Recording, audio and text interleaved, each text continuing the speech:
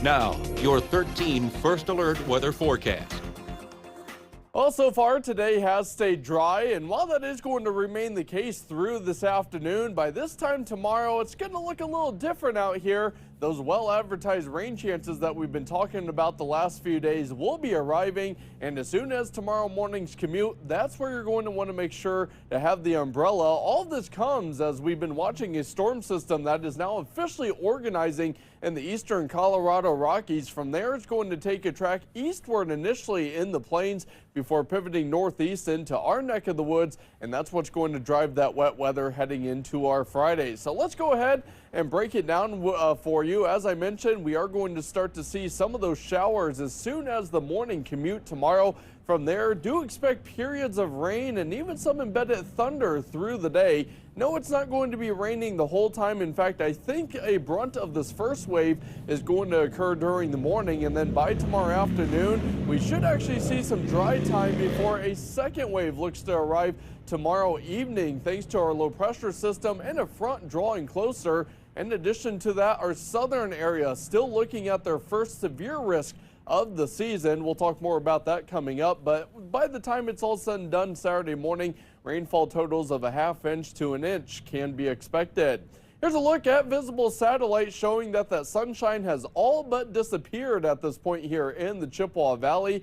Clouds have been filling in, though we're still seeing some of that sunshine further to the northeast. And as we take a live look out here on Hastings Way from our Oakleaf Surgical Hospital Skycam, we have overcast skies. Our temperature right now at 45 degrees, an east-southeast wind at 7 miles per hour, and a feels-like temperature in the low 40s. Across the upper Midwest, it's fairly mild for most of us. Readings for the most part in the 40s, even a lot of 50s found over across South Dakota. Further north, though, it is a different story. Behind a front, we have those temperatures ranging both in the 20s and the 30s. Here's that front on satellite and radar. Our next storm system, not actually shown here, it's just off the map to the southwest there in eastern Colorado. Again, that's going to be tracking east and eventually northeast here over the next 24 hours. Through the rest of our Thursday, do expect a mainly cloudy sky. As we go into tonight, we will stay overcast, and as mentioned, by early tomorrow morning, here we go, that first wave of rain slated to lift in from the southwest. Some of that rain could be on the moderate to heavy side, and again, we could hear a few claps of thunder through the morning.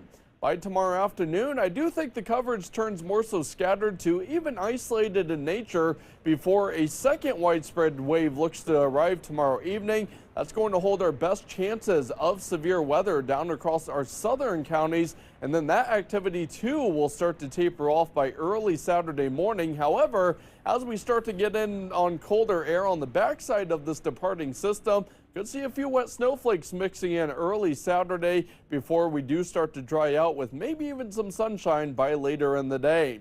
Here's the latest look at our Storm Prediction Center outlook for tomorrow evening. Notice our southern area still in that level 1 marginal risk for an isolated strong to severe storm. The primary concerns, if this does materialize, will be large hail and heavy rainfall with the secondary threat of some gusty winds. As for today's high, up to 51 degrees, 53 tomorrow, cooler on Saturday before we're in the low 60s on Sunday.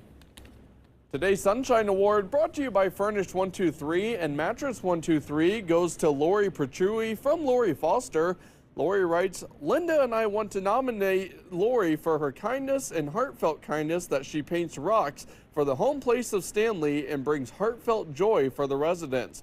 Lori had brought joy to my day with a special rock saying, brighten my day. If you would like to nominate someone for the Sunshine Award, send us an email or head to our website at WEAU.com.